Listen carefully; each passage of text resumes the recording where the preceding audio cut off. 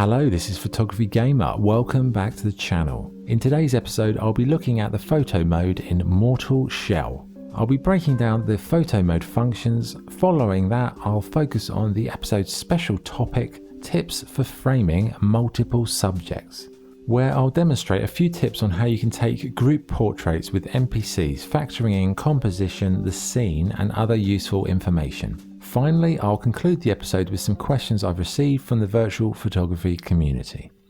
So Mortal Shell, it's a good game, but the photo mode was quite a surprise. It's very comprehensive, lots of functionality, not all of it good, but I'm going to break it all down individually, basic functions and all of the different tabs and what everything does. Okay, to enter the photo mode, pause the game and go down to the photo mode option. But bear in mind, this doesn't actually pause the action. If you want to pause, you have to hold down the options button and that will freeze the action and take you into the photo mode. If you press L1 or R1, that will do craning. Craning raises the camera or lowers the camera. So it's like the camera is on a large crane. So that's good for creating different perspectives, whether it's a low or high perspective, depending on your shot. Square button adds a grid of thirds. The grids are good for measuring distance between subjects, measuring the distance where your character is going to be. The rule of thirds is kind of good for balancing shots, so have your subject on one side or the other. The grid can help you balance that sort of thing. If you press the touchpad, that will hide the UI interface, so that will basically, when you want to take your shot, you can get rid of the interface. Triangle button resets everything. Circle resets that individual option. If you press X, that will take the photo. If you click R3, that will skip one frame, assuming that you held down options. If you didn't hold down options, that won't make any difference. Holding down the options button basically freezes the action. Clicking R3 adds one frame to the action, so you can slowly move things forward if you want to change the sort of the situation, if it's in combat, for example. And if you press options, that will close the photo mode. So that's the basic stuff. The rest of the functions are broken down into 7 individual tabs. Tab 1 is the settings icon. First we have game speed, pause, slow or super slow. So it's self-explanatory. If you want to move the action forward, do the slow or super slow motion. Good for slow motion video. Really, if you're in combat and the position is just not quite right and you want to move it forward a few frames, you can use that to sort of watch it happen and then pause. Next option are borders. These add, artificial borders to the image if you want to create a different type of shot with borders around it. Then you have the Mortal Shell logo. You can place the logo, decide on the angle, offset it in the X and the Y axes, and you can also adjust the size of the logo. So that's really if you want to make a poster type image, almost like an advertisement for the game. I know a lot of VPs like doing that, so that's a good function to have. Tab 2, the camera icon. First thing we have in there is camera roll. Camera roll is like tilting. It basically it turns the camera on its side or it rolls it, so it's good for creating a weird perspective. Field of view, it's like a zoom, I guess you could say. You can zoom in or zoom out using it without using the joysticks. Available recent cameras, so that's if you've been editing for a little while in photo mode, it will show you the ones you've abandoned. So you might have set the camera up in one position, not liked it, moved it to another place. This will save the available cameras. Camera filter, well, they're filters, so you've got a bunch of variety of options to choose from. It's quite a nice selection, I'd say. Then you have camera filter intensity. So if you don't want, usually filters are quite harsh, so you might want to just drop the intensity down just to make it have a more subtle balance.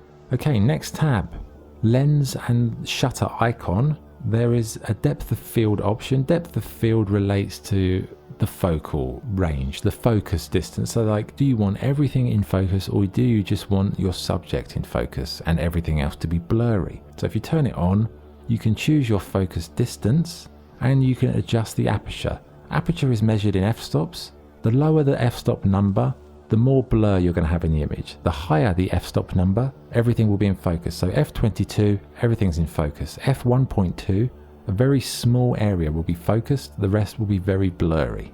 Next tab is the sun icon. So we have brightness. It is what it is. You know, if you want to just illuminate the image, it's quite a dark game, so you might want to add a bit of brightness here and there because it is very gloomy. Then we have saturation to add some color.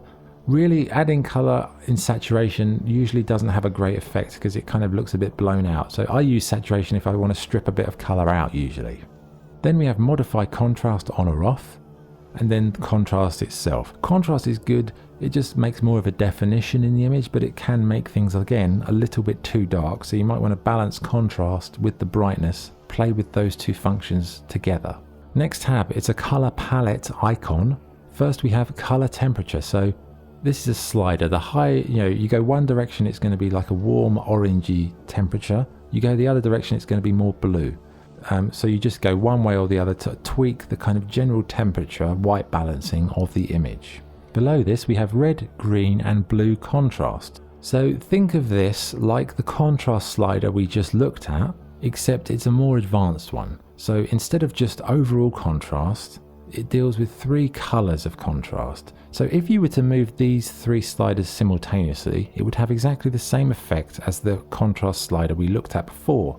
If you move them individually, you'll start to see the contrast change, but you'll see the color as well change. This is good if you want to make small tweaked changes to the color variation and the toning in the image. It takes a bit of practice, but it's a good thing to try out. Tab 6 is the FX icon. First we have film grain. Film grain, especially in something like Mortal Shell, is perfect because it adds texture, grittiness, depth to the image. Try it out, don't be afraid of using it. Then motion blur. Now this I think is supposed to work during combat. Now I used this several times and it didn't appear to work correctly. No matter how many times I tried it, it just didn't seem to do much. I don't know why that is. Maybe there's a technical issue with it, but if anyone knows what the problem with it is, please put that in the comments, but I really couldn't seem to get any effect from that. Then we have chromatic aberration. This basically, it creates a distorted effect on certain parts of the image. The way I would describe it without getting too technical, it's a bit like how things look when you make a 3D image and without putting glasses on to look at it in a 3D way. It has that weird distortion, blurry, weird colors. It's kind of odd. Play around with chromatic aberration. That's kind of what it does. Then we have vignette intensity. So vignettes are borders around the image, dark borders that the idea for them is to accentuate the center of the image. It's to kind of bring your eye into the middle. And it's also there to darken the borders in case there's things on the borders people don't want you to look at. It brings your attention centrally because it kind of starts dark, gets lighter. So it's like a tunnel. Okay, tab 7, we've got hide character, which is self-explanatory. If you want to just do a landscape, get rid of your old character.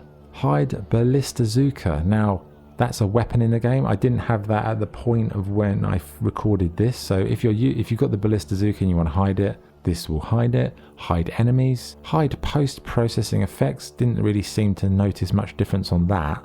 And then character shade. Character shade is basically the skin of your character. They added different skins in the newest update, Rotten Autumn. You can then change between those skins in this photo mode. That's very useful. Tab 8 is the cloud icon. So this is fog density, fog height, fog color multiplier. Obviously density means the severity of the fog, so if it was really thick it would just almost be white out. Fog height, if you raise it, I found that there's a kind of a nice sunset in some areas that can be kind of seen if you lift the fog out of the image. And the fog color multiplier, it accentuates the kind of ambient color temperature. Okay, so that's the photo mode for Mortal Shell. I would say it's very comprehensive, lots of settings, so that's very good. I like the slow motion option. I like the ability to move frame by frame, and the draw distance is good. And generally I found it to be a pretty good mode. Maybe the layout is a bit laborious, like it takes longer to take a shot in Mortal Shell than in other photo modes. It's just the structure of the menus, but there's so many options there that's very good. What's bad about it? Some of the settings don't really work correctly. The focus distance had some issues, like there were images where I wanted to focus on a subject and have the foreground blurry. There were a lot of technical issues with that. It didn't seem to work very well, so that's a bit of an issue. A setting that could have lifted the brightness in the shadows only would have been nice because it is quite dark at times. There's no ability to change the stance of your character like preset stance changes. Obviously there's no facial expressions because you're wearing helmets and stuff, but generally I think it's a very good photo mode. A few minor issues that need looking at, but it's good for taking shots, and also if you want to do some nice still videos, which I do a lot of, so plenty there to get into. Scoring wise, I'd give it a 9 out of 10 for the photo mode. Okay, so what is the special topic this week? It's tips for framing multiple subjects. Okay, why would you photograph multiple subjects? Well, all of these games, you've got lots of NPCs, you've got multiplayer games with other people, so you want to do group photography some of the time. So group photography is different to taking a picture of your own character, because when you take a picture of yourself, it's just one person to consider.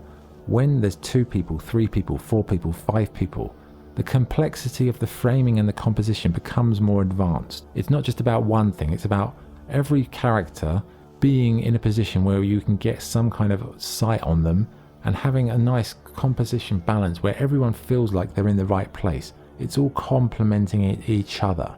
The more people you have in the shot, the more complex it will be.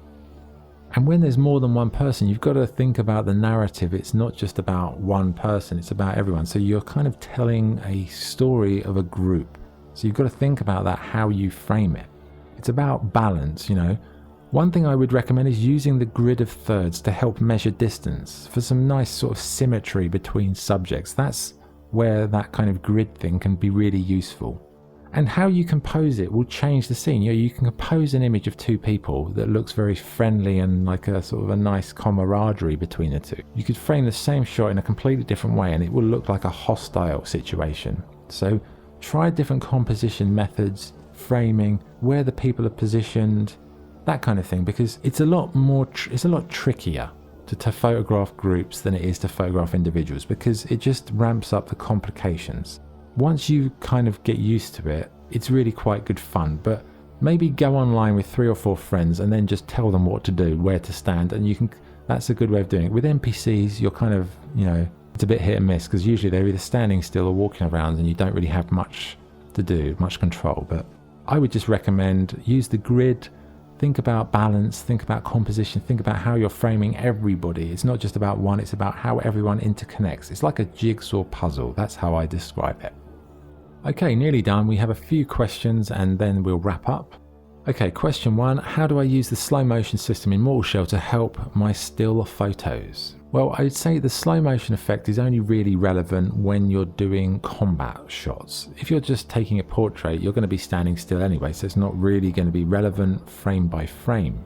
Combat in Mortal Shell, pausing during combat is difficult because it's not like you press the button and it pauses. You have to hold options down for about a second. That second delay is a big problem because it causes, you know, time to pass. So the moment you wanted might have already gone. You can't reverse frames. So I guess with the slow motion system, what I would recommend is when you're in a combat situation, hold the options button down maybe 2 seconds before you initially would normally. Freeze it and then roll the image forward in slow motion in photo mode until you get to the absolute optimum moment. Once you're there, bang, there's your moment. Pause.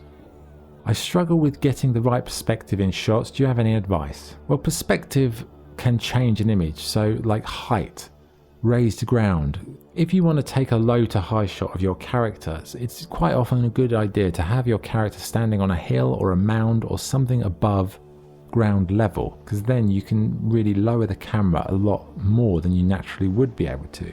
And if you're doing your character on a mountain with landscapes, try and make your character have a silhouette in the skyline and then have the landscapes in the background or something like that. Like, perspective is everything because it changes everything. It's how you show your character. You can make them seem scared, you can make them look powerful, you can make them look kind of like in a wilderness. It's really very interesting how the perspective can change. Like, I would recommend pausing the game at a moment and trying all of those different perspectives out and just observing how it feels different, even though it's the same moment.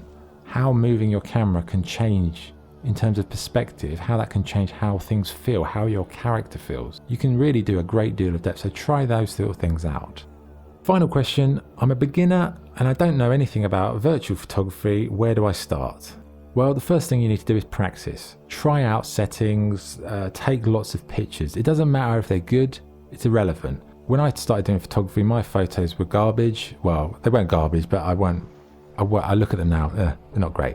I took so many pictures, and that's what it is. It's practice. It's like if you want to get fit, you go to the gym, you do exercise. It doesn't happen like just by thinking about it. It's about repetition, keep doing it. Pause the game, move the camera around, try filters, try different aperture settings, try borders, try the grids, see how the grids work, different stances, photograph in groups, photograph solo, do some sunsets, do some action, do this, do that.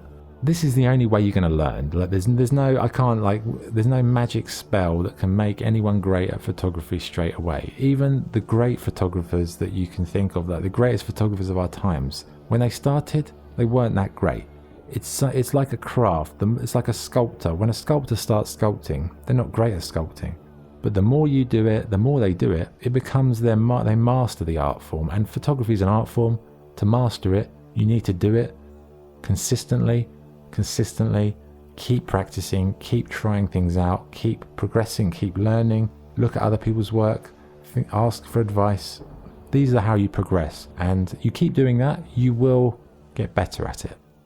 Okay, well, thank you for the questions. If you'd like to send me some questions, please comment on this video or send me like a tweet or something, photog_gamer on Twitter. Again, I hope the photo mode video has been useful. Thank you for watching. Next episode, can't remember what it's on. Anyway, I appreciate the support. I hope you enjoy the photo mode in Mortal Shell. Yeah. Thanks for watching. This is Photography Gamer signing off. See you next time. Cheers.